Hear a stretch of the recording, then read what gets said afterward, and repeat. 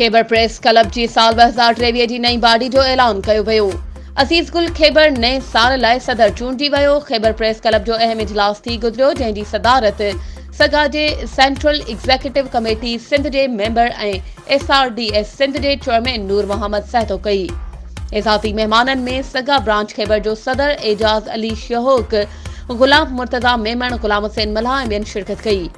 नए चूंडजी आयल बॉडी में सदर अजीज गुल खैबर, सीनियर नायब सदर Nisar Ahmed Shahok, general secretary Ayaz Latif Malha, joint secretary Mazhar Abbas Malha, खजानची Asif Ali Malha, press secretary Shiraz Ali Jat, office secretary Shiraz Ali Malha खे चूंडियो वियो ऐं अकबर खान खोसो, इम्तियाज़ अहमद कमरानी, फरमान अली खोसो, गुलाम शबीर मल्हा, अकरम मीरानी, वली मोहम्मद शहोक ऐं सिकंदर अली मल्हा खे प्रेस क्लब जा मेंबर चूंडियो वियो।